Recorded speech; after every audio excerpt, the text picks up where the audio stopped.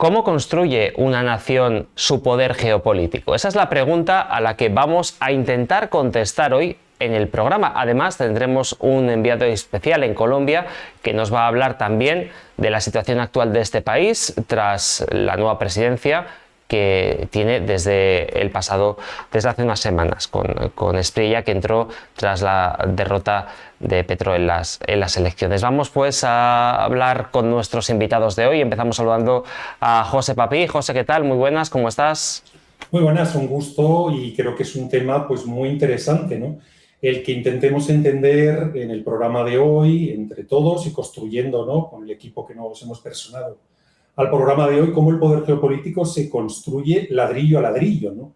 No se construye con un regate a corto, no se construye por un mensaje acertado en redes sociales, no se construye por una rueda de prensa a tiempo, no se construye por una buena llamada, una buena conversación con otro mandatario extranjero. Eso no funciona así.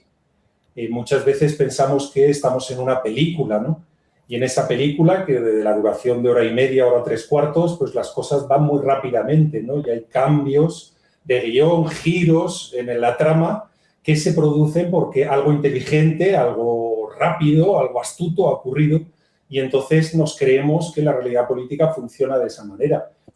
Claro que funciona también de esa manera, pero cuando estamos hablando del poder geopolítico, estamos hablando de un muro, que se construye ladrillo a ladrillo, y cada vez lleva al país a un lugar, ¿no?, donde se puede permitir determinadas disuasiones o donde todo el mundo tiene miedo de que ocurran determinadas reciprocidades. Aquí, a todos los seguidores del canal, a los que les doy las buenas tardes, pues bueno, saben que el poder geopolítico se construye pues con una combinación de los recursos que tiene uno, y esto lo tenemos que entender de una manera muy, muy amplia, y nuestros colaboradores seguro que me van a precisar con lo que estoy diciendo, pero recursos por un lado, pilar 1, vamos a decir. Pilar 2, tu participación en instituciones, acuerdos, plataformas internacionales de trabajo, 2.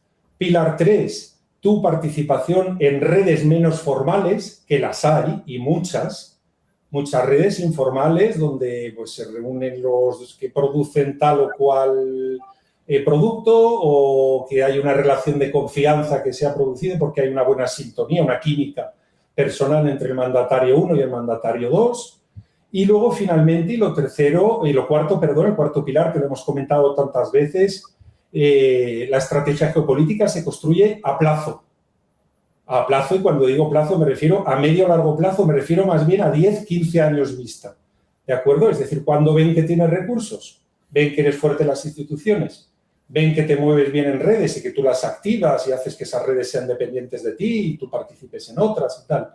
Y finalmente tienes como, vamos a decir, un proyecto claro de proyecto geopolítico para tu país, pues todo eso hace que tu poder geopolítico suba.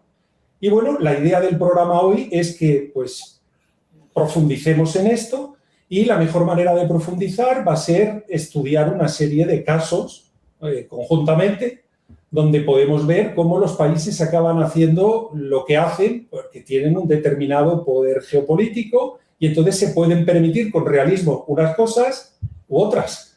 Puedes llegar hasta un sitio por alguna razón, y esas razones son las que vamos a tratar de ver hoy en varios casos, y de esta forma pues ilustrarlo a todos nuestros queridos seguidores. Veremos algunos ejemplos prácticos de países vecinos de España. Y digo vecinos de España porque, Manuel, te voy a hacer la pregunta complicada. ¿España está organizando su poder geopolítico pieza a pieza, ladrillo a ladrillo, como decía José? ¿Estamos construyendo ese muro o no? Sí, muy buenas, Xavi, buenas, José, muy buenas a Vicente y obviamente a la audiencia. Y feliz cumpleaños a César. A ver, esta es una de las preguntas o cuestiones, o por lo menos el ángulo de ataque más amplio, de los más amplios que se pueden dar en geopolítica. Hay que considerar, obviamente, a una nación en tanto que resultado actual, para empezar a pensar. Entonces, cuando, por ejemplo, Xavi, me hablas de España, y si España está construyendo ladrillo a ladrillo su poder geopolítico, tenemos que pensar también en plazos muy, muy largos de tiempo. El El poder geopolítico de España, considerado como muro, ha sido construido pues, desde hace mucho tiempo. Yo, por ejemplo, hablaría, para empezar, de una conformación territorial histórica llevada a cabo pues, durante la Reconquista. España es una nación que tiene un territorio muy homogéneo, insular, inclusive casi, dicen los geógrafos, porque junto con Gran Bretaña, pues fíjense que la península ibérica está conectada con el continente europeo únicamente por 2 pasos, uno en Cataluña y otro en el País Vasco, y tiene una frontera generalmente muy pacífica y desde hace ya mucho tiempo pacificada con Portugal. Entonces, una realidad territorial, una realidad material, humana, obviamente que podemos señalar aquí una parte de su complejidad con lo que acaba de pasar en estas semanas pasadas con Ceuta y Melilla.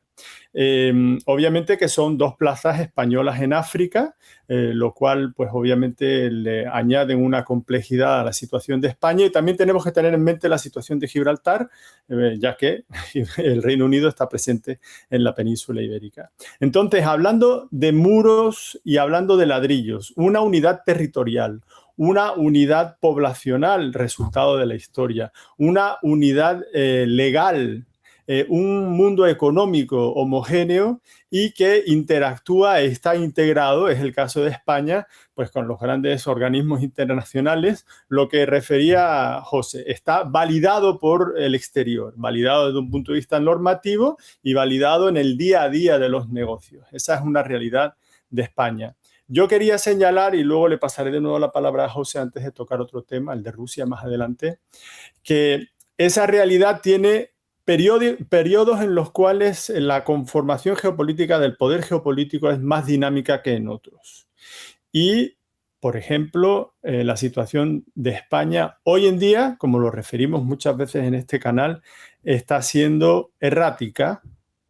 Y no es un momento en el que estemos cuidando bien de ese muro de poder geopolítico que nos da la geografía y la historia. No estamos cuidando bien de él. Por ejemplo, cuando toleramos hasta cierto punto, no reaccionando, no previendo, no estando listos, toleramos situaciones como la de Ceuta y Melilla. Cuando, por ejemplo, luego el gobierno español cede a las, digamos, directivas políticas de Marruecos en el diferendo del Sáhara español. Bueno, el Sáhara antiguamente español y hoy que se nombra como Sáhara Occidental. Esos son bazas o palancas que la política exterior española, por toda una serie de razones que vamos a ir tocando, abandona. Entonces, claro, pues son en un muro muy potente, muy sólido, que nos ha dado la historia como resultado de todo el trabajo de nuestros antepasados.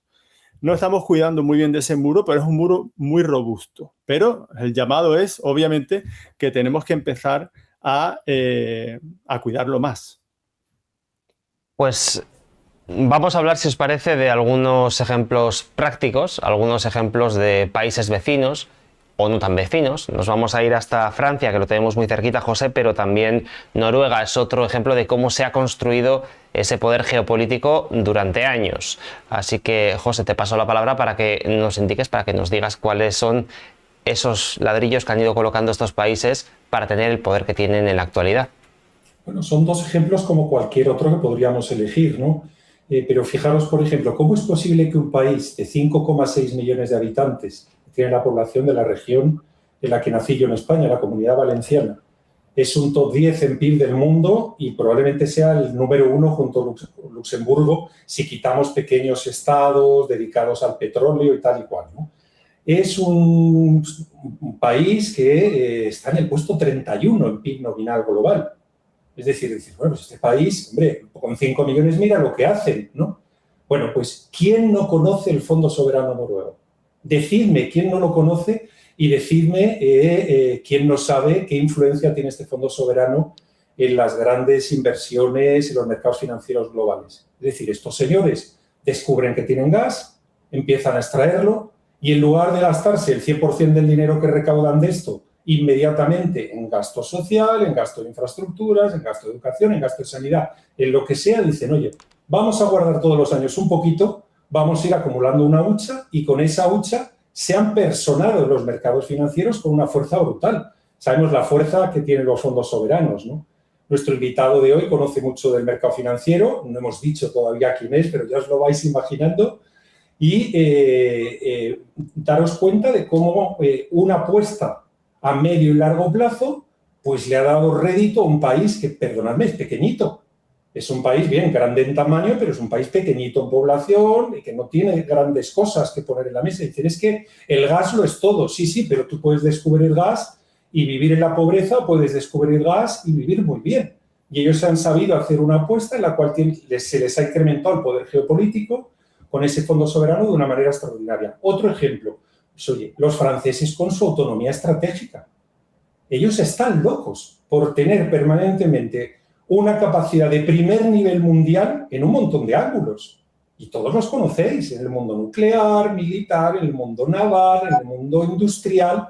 Es decir, ellos podrían tener la tentación de decir, oye, vamos a poner los Alpes preciosos, las pistas de esquí de los Alpes las vamos a hacer extraordinarias, o vamos a construir 4 autopistas más grandes, o el aeropuerto Charles de Gaulle va a ser mejor que el mejor aeropuerto del mundo, ¿no? Vamos a hacer más bonito, más grande, con más pistas. Se te podrían haber ocurrido muchas cosas y, sin embargo, ellos siempre apuestan por la autonomía estratégica de Francia a medio y largo plazo.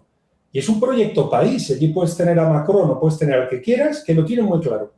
Y ellos apuestan por eso. Es la manera en la que Francia incrementa su poder geopolítico. Todo el mundo le tiene un poquito de miedo a Francia porque sabe que pueden hacer cualquier cosa, ¿no?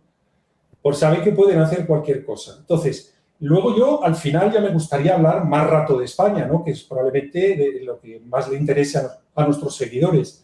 Pero claro, en el caso de España hemos visto, si tú te pones a los Estados Unidos en contra por una política internacional que sencillamente privilegia tus relaciones con la antigua Venezuela, la Venezuela de Maduro, con China, con Hamas, con Irán, pues bueno, te vas a poner a los Estados Unidos en contra. Eso es natural, eso es una consecuencia natural. No sé si es estar del lado correcto o no correcto de la historia, como dice nuestro presidente del gobierno. Pero al final tú ya has decidido que quieres tener de uñas a los Estados Unidos de América. Y luego a continuación tú en los últimos meses te decides personarte en contra de toda la ola, digamos, la megatendencia, la ola política o geopolítica que hay en la Unión Europea, que es controlar la inmigración, donde hay hasta dirigentes socialistas como la mandataria danesa, que están duras con eso, ¿no? Los polacos pidiendo lo que comentamos el otro día, que os invito a ver el programa del martes de esta semana, pero ahí ves que los españoles, justo cuando el Parlamento quiere parar lo de la regularización, la llegada de inmigrantes ilegales y tal, España regularización masiva. Consecuencia, te pones a la Unión Europea en contra. Es decir, lo que no vale es apelar al foro internacional cuando foro internacional te privilegia, te beneficia, como suele hacer el gobierno español. Es decir, aquí tú te posicionas en contra de Estados Unidos, te posicionas en contra del consenso actual en la Unión Europea, eso tiene consecuencias. Eso tiene consecuencias inmediatas. Es decir, si tenemos también caso de otro consenso al que nos hemos puesto en contra, y lamento porque hay mucho presentador de la derecha española que no se ha dado cuenta, pero muchas de los apretones medioambientales de la Unión Europea están en decadencia.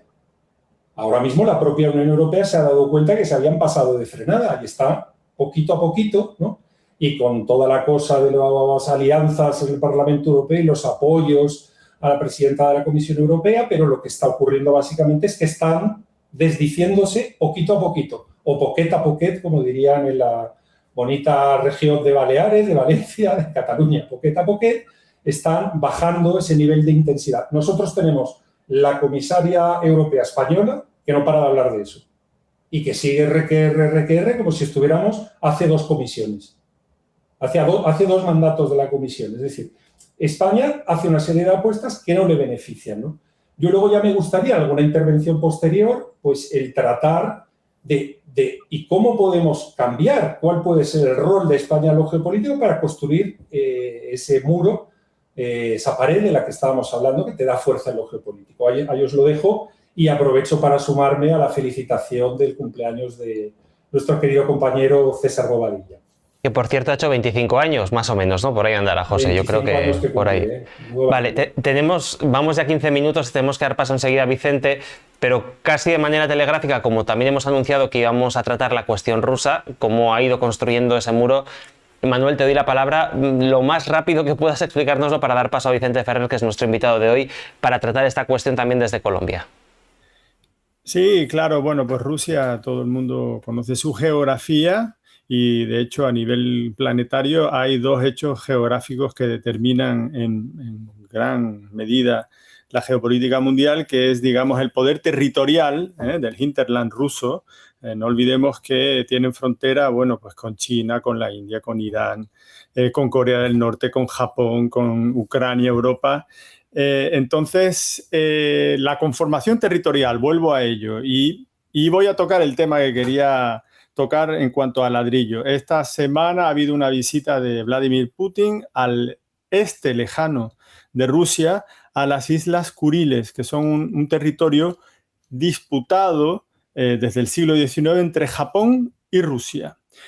De hecho, este diferendo, o este encuentro, este choque geopolítico entre dos imperios, hace que no exista un tratado de paz desde 1945 entre la Unión Soviética, Rusia y Japón. Eso todavía no se ha hecho.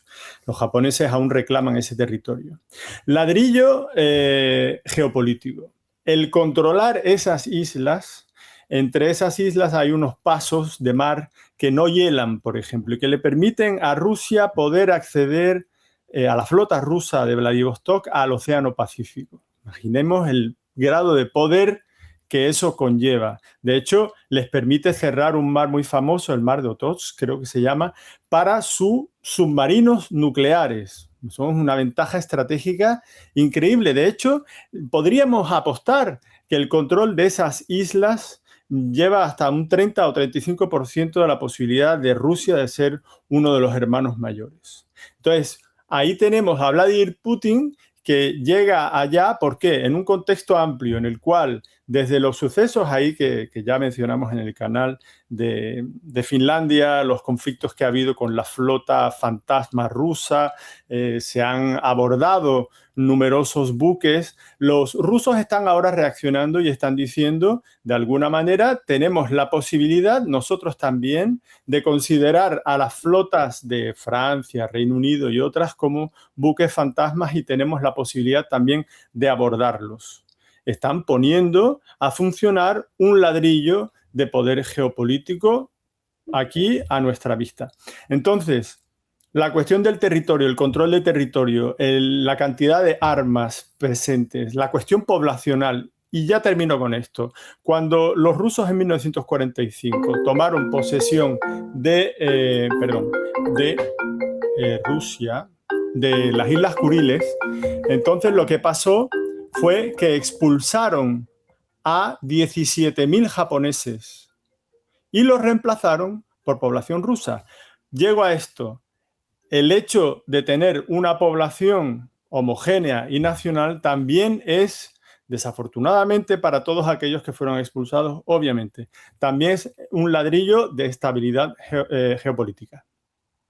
Pues tras estos criterios vamos a saludar a nuestro invitado de hoy, que es Vicente Ferrer, es un habitual de esta casa. Vicente, ¿qué tal? Muy buenas tardes. Desde Colombia ahora, si no me equivoco, ¿sigues por allí? Sí, correcto, aquí en Cartagena de Indias, que ha sido poco afectada por el terremoto, ha habido temblores, pero bueno, ayudando lo que se pueda y desde, viendo un poco cómo se está afrontando todo el tema del país en ese aspecto, ¿no? En las zonas más afectadas. Estás en un país donde recientemente ha habido un cambio de gobierno, un cambio de timón bastante, podríamos decir, fuerte, en el sentido de que teníamos a Petro, que iba hacia una dirección, ahora tenemos a Abelardo de la Espriella, que acaba de entrar y parece que quiere llevar el país hacia otra dirección. Y como estamos hablando hoy de construir ese muro de poder geopolítico ladrillo a ladrillo, nos parecía también un ejemplo interesante a analizar lo que se está planteando desde Colombia y sobre todo también un país que ha sido polémico en España en los últimos días, hace 5 o 6 días, porque reconoció la soberanía marroquí sobre el Sáhara español. Por lo tanto, Vicente, te lanzo todos estos balones y luego, si te parece, abrimos ya después de tu intervención una ronda de preguntas. Tenemos un cuartito de hora aproximadamente, digo, para que todos nuestros compañeros pues más o menos calculen los tiempos. Vicente. Claro, por supuesto. Primero, suscribo todo lo que se dice. Esto es un tema fundamental. En este caso, un caso típico de volver a una política estructural, a una geopolítica estructural o política internacional estructural frente a una política coyuntural.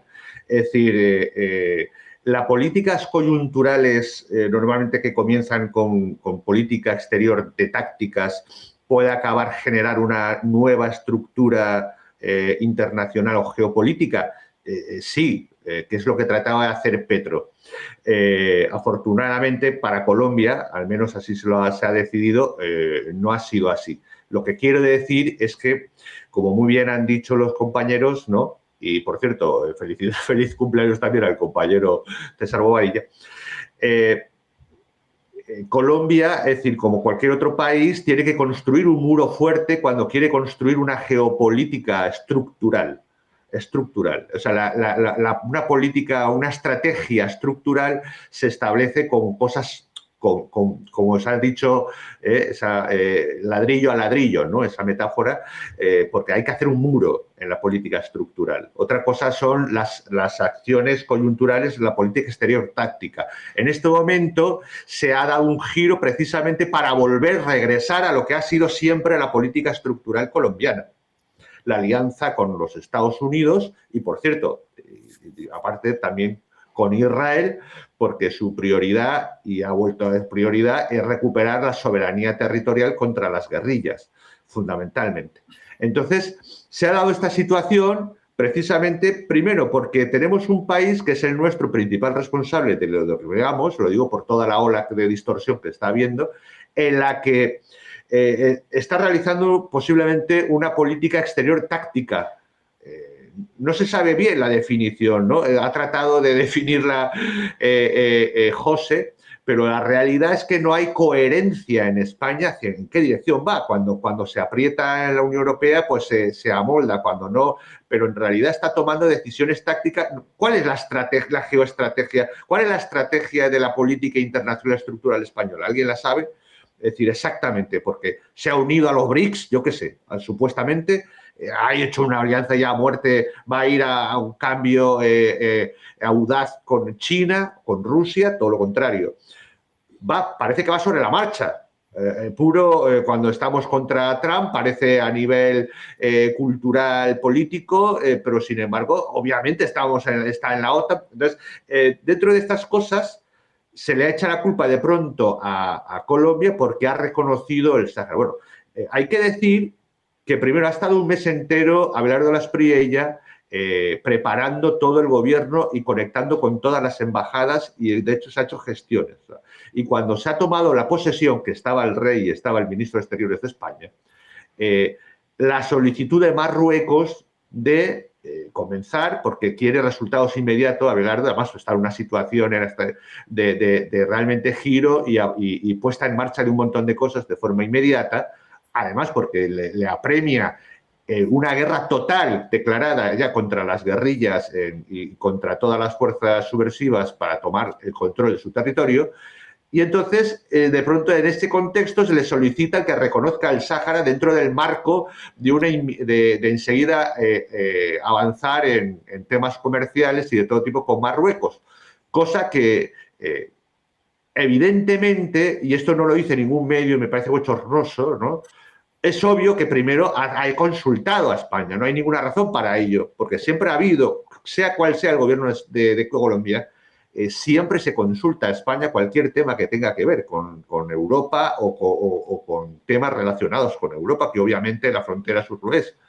Entonces, si ha hecho eso Colombia, no le quepa la menor duda, es porque ha dado el visto bueno a España, que ya a su vez España había reconocido, desgraciadamente, desde el 2022, el Sahara. Entonces no tiene ninguna responsabilidad en ese tema. Oye, pero ¿por qué se preocupa en este momento, en las primeras 48 horas? Hombre, claro, porque solo le pones el foco ahí. En las primeras 48 horas la Cancillería de Colombia ha virado exactamente tal como quería y había acordado en todo este mes con Estados Unidos, con Israel, que siempre le ha convenido por el tema de las armas, de la producción, de la tecnología y de toda la industria militar, que a muy buen precio y con una alta calidad siempre ha mantenido con Israel. De hecho, había un grave problema en las Fuerzas Armadas cuando hizo eso Petro, porque gran parte de la movilidad y del funcionamiento hasta de muchas armas del ejército colombiano se quedaron inutilizados por el rompimiento de relaciones con Israel. Lo digo por toda esta parafernalia absurda de entonces que son sionistas y tal.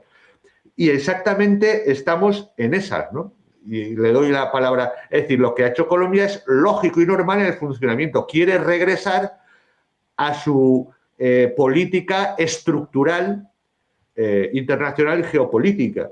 Lógico, ¿no? Y dejar veleidades y de acciones tácticas exteriores absolutamente contrarias al mismo funcionamiento de la maquinaria del Estado colombiano, ¿no? Es decir, no tiene la culpa que España tenga en este momento un funcionamiento coyuntural de gobierno en vez de una política estructural de Estado, ¿no? Y si quieres se lo devuelvo a mis compadres. Pues vamos con tus compadres, vamos a plantear las cuestiones. José, empezamos contigo. ¿Qué quieres añadir o qué quieres preguntarle a Vicente respecto a esta cuestión? No, destacar este excelente criterio geopolítico que ha apuntado Vicente del enfoque geopolítico coyuntural y estructural. El coyuntural siempre existe. Y es cuando hablaba yo de esas llamadas, de esas ruedas de prensa, de esas declaraciones en algún tipo de cumbre. Ese es el enfoque táctico, como decía Vicente, y el estructural es el que le falta a España desde hace años. Vamos a ver, me lanzo a lo bruto. En España, para mí, hay 4 pilares fundamentales que son respetados con reputación dura en el exterior.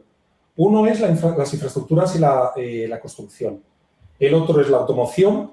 El tercero es la alimentación y la agricultura. Y el cuarto es el turismo. Ponedlos en el orden que queráis, que no estoy entrando en ponerlos en orden. Esto es lo fuerte de España. ¿Qué tendría que hacer España mirando a futuro? Se me ha ocurrido unirlo todo en un concepto, ¿no? Como decía en la película Airbag, ¿no? Un concepto que sería la conectividad.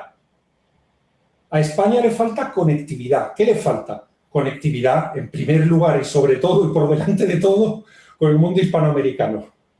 Conectividad con Hispanoamérica. Luego, conectividad con la energía. Tenemos energía verde ya.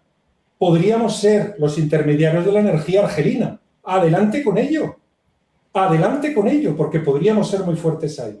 Podríamos tener también la conectividad que trabajó en su día el dictador Franco en su momento, General Franco, que era ser el puente con el Magreb. La tradicional amistad con los países árabes. Eso es, ese rollo que se contaba en la época de como dirían ahora más elegantemente los expertos, lo del Magreb y el Sahel, ¿no? Pues nosotros tenemos una capacidad de relación con el Magreb, con el Sahel y con Oriente Medio que podríamos aprovecharla.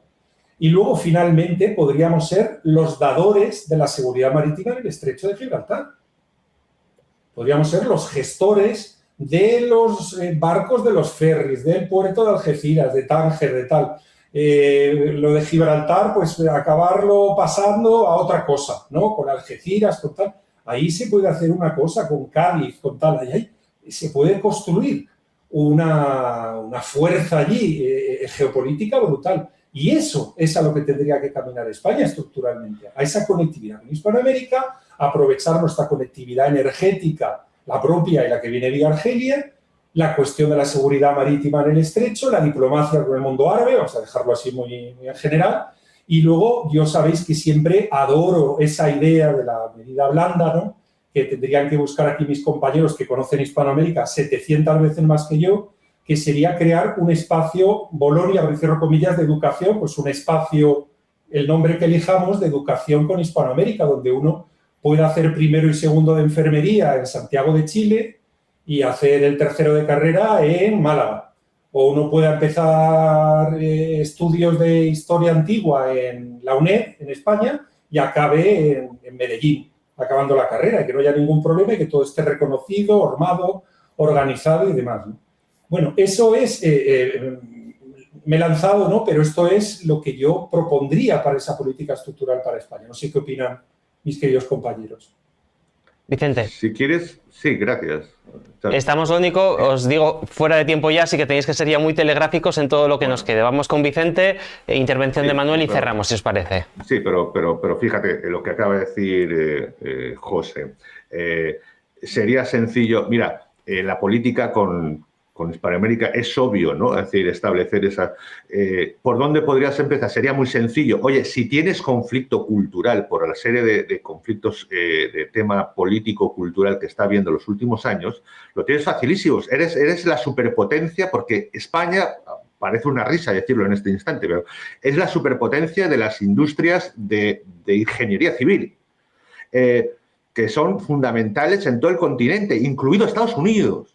Entonces, sería muy fácil, muy sencillo, establecer precisamente un ámbito, empezando aunque sea en el tema académico, universitario o de formación, aunque sea si hay un conflicto en tema cultural, filosófico, histórico, etcétera, o social, lo que sea, o derecho, no digamos, pues empieza por lo ingenierías técnicas, empieza, que es fundamental y que además es una superpotencia de sus industrias, de SACIR, de ACS.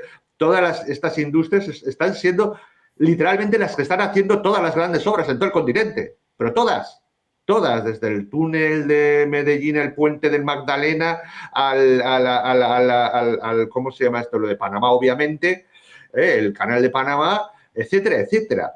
Sería sencillísimo, no digamos lo del estrecho, que la gente se cree, o sea, se deja que se tome, que el estrecho se ha tomado, que Gibraltar, o sea, que los británicos tienen el estrecho. No, es un peñón, que además está en el Mediterráneo. Es una completa distorsión de la realidad. Por supuesto que España tiene a completo, con Ceuta al otro lado, el estrecho, pero para hacer todo tipo de cosas, como ha dicho José, y así sucesivamente. Es de realmente... hay un grave problema de que no hay estructura geopolítica en España y sí que hay un cambio drástico en todo el continente iberoamericano, sobre todo Iberoamérica, Hispanoamérica o Latinoamérica, como se dice aquí, LATAM, cambiando el giro hacia hacer ese Don Row y al mismo tiempo alianza entre ellos para combatir algo que ha sido muy pernicioso. En ese aspecto, España, si se queda fuera políticamente, pues al menos trata de tener otra línea geopolítica a nivel más técnico, más industrial o más de lo que tú quieras, ¿no? Entonces, no hay ningún criterio al respecto. Y es un grave problema, ¿no? Porque sí que lo está viendo. Ojo, o España se sube al caballo que está viendo ahora o va a perder una gran oportunidad histórica, ¿eh? Porque se está estableciendo desde Argentina hasta Colombia inclusiva, con todos los países del Pacífico, de Sudamérica especialmente, y hasta Centroamérica, se está estableciendo cosas importantes. Y tenemos que dejar fuera, como también habéis dicho muchas veces, el tema dogmático, por favor. Todo el absurdo de contaminación, no siempre inocente se está demostrando, pero bueno, la contaminación mediática ideológica, es decir, porque la realidad es esa, se está construyendo y se está haciendo. Y nada, no quiero seguir, pues os dejo vosotros. Vale, pues estamos ya fuera de tiempo, así que Manuel, si os parece, terminamos con una intervención tuya y luego ya nos vamos a por la recomendación musical de José.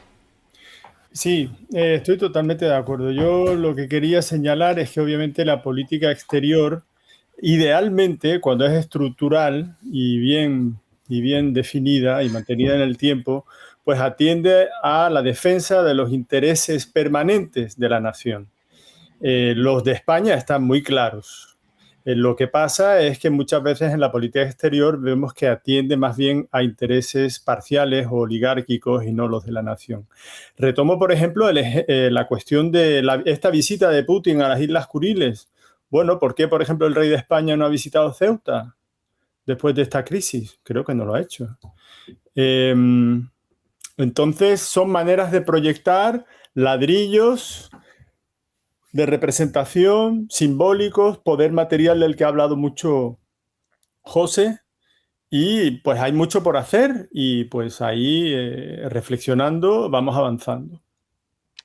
Pues caballeros, como decía, estamos ya fuera de tiempo completamente, así que José, voy contigo para la recomendación musical para cerrar este programa de hoy. Venga, pues hoy me atrevo a recomendaros una cantautora californiana que surge de la nada en el año 2015, que se llama Phoebe Bridgers, que es muy conocida, tiene un disco en el 2017, Soy una extraña en los Alpes, y otro en el 2020, Punisher, castigador o castigadora, y tiene una canción deliciosa en su primer álbum que se llama Scott Street. Creo que en el segundo álbum se ha dejado llevar un poquito por las cosas de las multinacionales, que le han manejado demasiado el disco, pero el primer disco es absolutamente extraordinario. Siempre he tenido pasión por las cantautoras y la verdad es que esta mujer es, en fin, de la gente joven, ¿no?, que haya en Estados Unidos, para mí de lo más delicioso que hay, ¿no? Scott Street, de Phoebe Bridgers. Pues vamos a escuchar esta canción que nos proponía hoy José Papí. Gracias a los tres por haber estado con nosotros. José, un placer como siempre. Además, hoy sabemos que ha sido un día especialmente duro para ti, así que doble gracias. Un abrazo. Gracias a Manuel por estar con nosotros. Muchas gracias a todos. Encantado. Y gracias también a David de Ferrer por ofrecernos sus criterios desde Cartagena de Indias, en Colombia. Un abrazo. Encantado, a vuestra disposición. Nosotros cerramos el programa hoy de una manera especial, felicitando a nuestro compañero César Bobadilla, que hace 25 añitos, más o menos, ya me confirmará si son 25 o 24, porque yo tengo ahí esa duda, así que felicidades, Ostoriona, como decimos aquí en el País Vasco. Un abrazo muy grande a todos y feliz fin de semana.